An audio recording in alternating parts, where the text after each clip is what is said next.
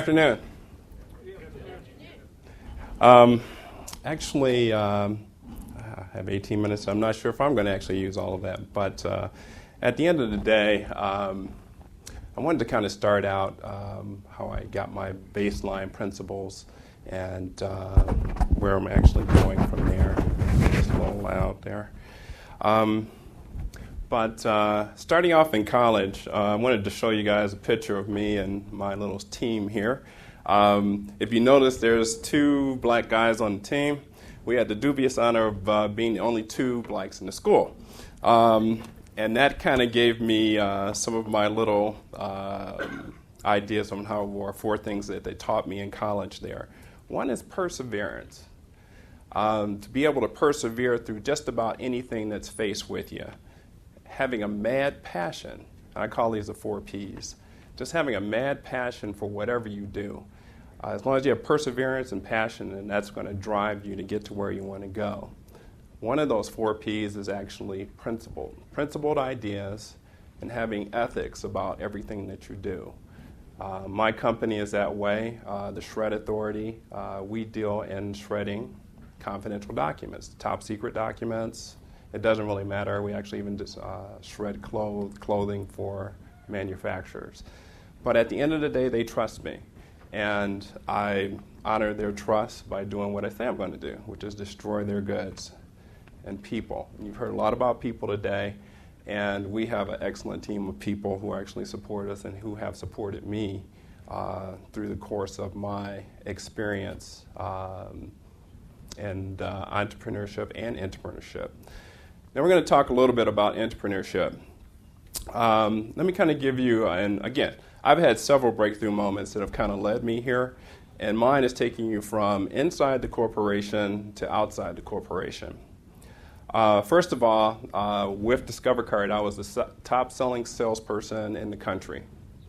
And like any good salesperson, what they do with them is they put them into operations. So, so I went from sales into operations, and I call those the dark years because I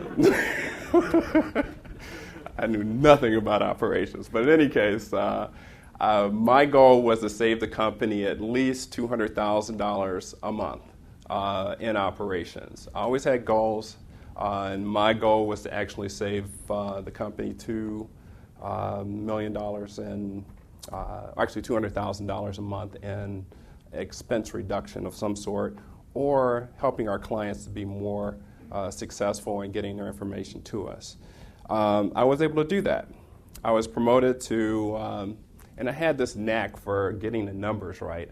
I could actually forecast numbers out, and I usually came within 1% of my projections, and I could go 3 years out with that. I like stats. I like to do it. It's something crazy, and so now I'm kind of delirious that way. But in any case, I was able to project numbers out. So they actually promoted me to do strategic planning and analysis for the operations area. I was responsible for a $650 million annual expense budget, and again, doing those same projections for the company.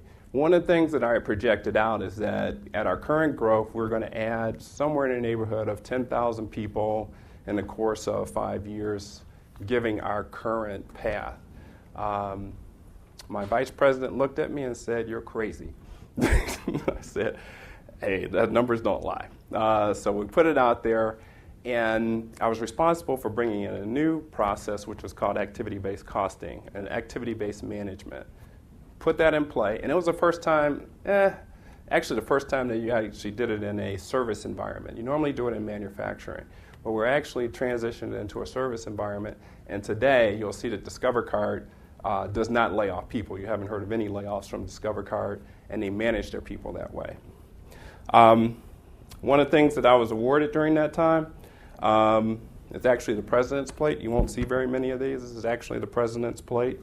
Also, another achievement was I was awarded a letter from Carol Moseley Braun. This was for a donation of computers that the company donated to the Chicago school system, about 650 of them. It also included the software, the training, and everything in around that. That was actually an aha moment for me also, because I was able to pull this off. And one of my actual teammates, Jill, she actually told me, she said, "Why aren't you running your own company?" I said, So at that time, I went back to school to get a master's. I went to Kellogg, met a young lady who was a wonderful friend of mine.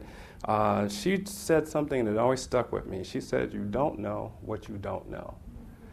And that is true as it was then, as it is today. You need to do the research. You need to know what you don't know. You need to bring it forward to there. One of the things that I picked up from Kellogg is the recurring revenue model. Does anybody know what the recurring revenue model is? Can you tell us? Save money every week, predictable cash flow. Right. Pretty much it. What it is, and the way I look at it to simplify even that, is that you have a product that you will get from the same customer month in, daily, some of them even hourly, but monthly, weekly, you're doing the same thing for them. A good model for that is waste management. They pick up your trash, and they do it month in, month out. You don't look at that bill, you just pay it, okay? And you never worry about if you're going to change your trash company, you just pay them. They pick up your trash, and it happens over and over and over again. That's one thing I actually learned that's going to be important. I left the company. Actually, during that time, I was actually in school, grad school. I was promoted 3 times. I left the company as their senior director of product development, and I went on to, actually, this is another epiphany in my life here. My best friend died. That was my brother. He actually committed suicide. My wife decided she didn't want to be married anymore, so we got a divorce. In so many words, I was asked to leave Discover Card, and I left for a new city and started working for a .com company. And what's important about that, with most companies, as they become larger, they tend to, like Discover Card was very, very good to me. And I was a soldier or a general for them, and I was very passionate about their company. But what large companies tend to do, as they get bigger, they need to have more routine. So they tend to run off or tend to shed their internal entrepreneurs. So with that, you're less, as you're in that large corporation, there's less mobility for you to actually come up with those great ideas, to deliver great products and ideas for them. They don't want that. It's kind of like you got to stay that course. It's not really where I was headed. I did leave. I went and started with that .com company, learned a lot from them, started my own consulting firm. During that time, I actually purchased a dry cleaners. I said, I'm going to do this myself. I'm going to be an entrepreneur, and I'm going to learn how to dry clothes or dry clean clothes. And I actually did. I was a dry cleaner, and I was pretty successful at that. And when I actually ran the numbers, I looked at it, and I asked myself, can we sustain growth? And that's important. You've heard that several times here today. Can you sustain growth? With any company, you need to have a model where you can actually sustain growth and grow the company, and you can do it profitably. Once I did that evaluation, I actually sold that company about 6 months after I came up with that, that analysis. I said, wow, I could actually make more money working in corporate America. And then I took a job with Citigroup and actually working with them. But I always had my eye open for another opportunity out there. At that point, I was here in Chicago. I was working in Dallas, Texas at the time. I was visiting a client, BP Oil. On the flight back, I met a gentleman. His name was Tom Thompson. Tom was talking to me about shredding bowling balls. He was buying this newfangled machine that could shred bowling balls. And I said, oh, okay, very interesting. And he's then going on to tell me that he was shredding paper. And I said, aha. As we talked, and I talked about my managed philosophy and things like that, we struck up a really fast friendship. And he says, we do shredding for people like Citigroup and things like that. And then I handed him my card, and he says, oh, you were Citigroup. I said, yeah, I am. At that point, he says, I'm going to call you in 2 weeks. And actually, 2 weeks to the day, or actually to the hour, he actually called me. And he says, I'd like you to meet with some folks. And I said, sure. And I met with him. And the next day he called me and he said he'd like me to join his team and start a new company. And I said, sure, let's do it. And now we're talking about me moving from Dallas to Chicago, taking a significant pay cut to actually start this new company. And I did do that. And actually, with that particular company we started, which was a marketing company, we started with no customers. We had 10 partners. You either build, buy, or partner. When you're actually looking at expanding, we actually went the partner route. And we had 10 partners across the country. We were going to do nationwide shredding for everyone. Year and a half later, I was running that company as president, and we had 85 locations nationwide, 65 partners. We had 30 major customers, and we were wildly profitable at that point. And I'm saying, okay, great, I'm doing gangbusters.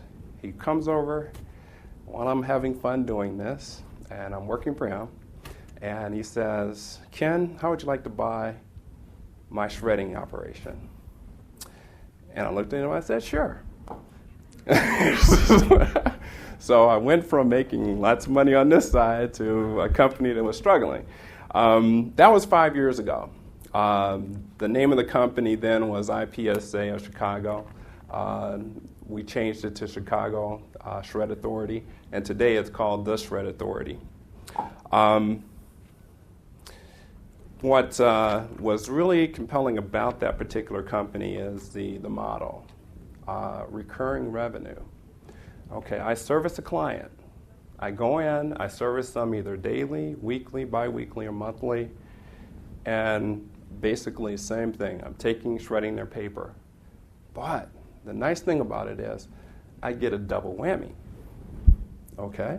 I get recurring revenue on the back end because the paper that I shred, 98% of it that I recycle, I actually sell to a mill.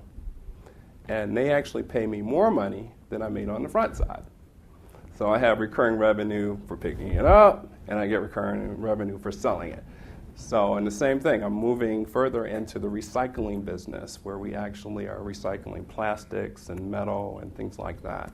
So we really are a green company. When people actually hire me to do their things or their work for them, they instantly turn into a green company. Some of the things that I've actually learned from as we're moving along here. I asked when I first bought the company, I asked my GM, I actually, when I bought it, I bought it and I made an investment of a whopping $1,400, if you can imagine that. So I started Shred Authority with $1,400. Today it's valued at probably about $4 million. And that was in 2005. And everybody will ask me how I did that. But back then, you could actually get money from the banks. I have money now, I can't get money from the banks. But in any case, you could actually get money from the banks. But the way I did it is I had an outstanding business plan. It was very rock solid down to the last penny and projections, the whole 9 yards, about 45 pages long.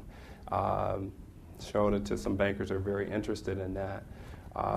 Along with a very good banking relationship with some bankers who were who trusted me and with their money and allowed me to do things I needed to do. We still have those relationships to this day, and that's very important to have those type of relationships. One of the things that I also realized early is that there are two types of entrepreneurs. One is a lifestyle entrepreneur, and the other is a high-growth entrepreneur. I fall into the latter bucket as a high-growth entrepreneur because I'm growing my company. Lifestyle entrepreneur is the mom-and-pop type person who works in a company for 20, 30 years, and they're just doing it to have a certain lifestyle. They want to drive a Mercedes. They want to drive a Lexus. They want to drive a Hummer. They want to buy a big house. They're not interested in actually growing the company. It's just for my lifestyle and improving my lifestyle. High-growth entrepreneur wants to do more. They want to make a change in the environment. They want to make a change in the landscape. They want to grow their companies to something bigger and better. With that, I want to leave you with some things, and I'll actually open up for questions because we have about 2.5 minutes left. In today's environment, and these are just little things that I picked up along the ways, and I like to steal from the best and not leave the rest. But in today's environment, you have to eat what you kill.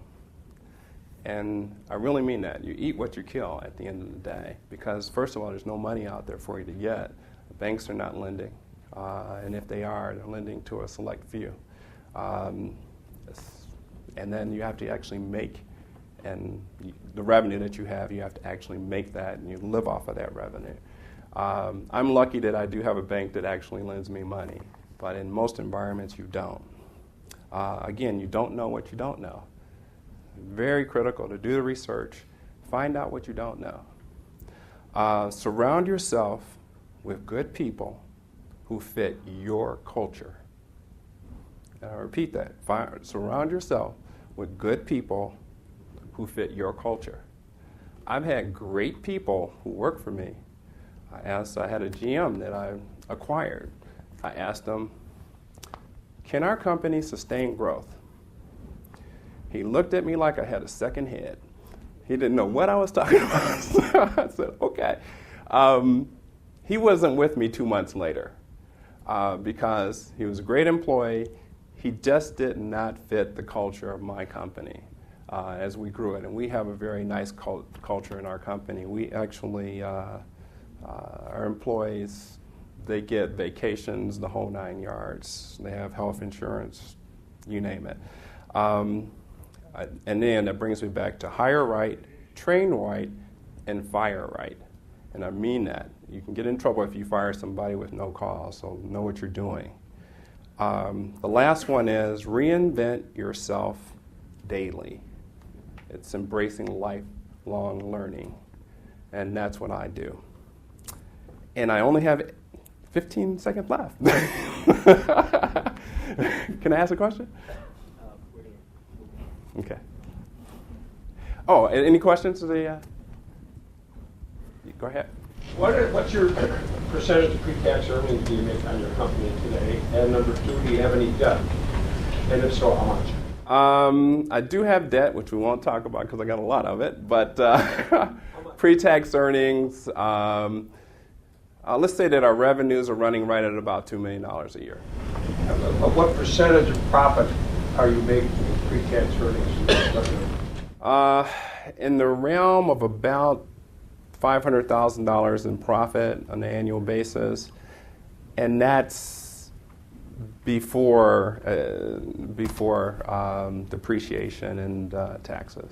So, or actually afterwards, actually. So that's 25%. All right. Thank you, Ken. Okay.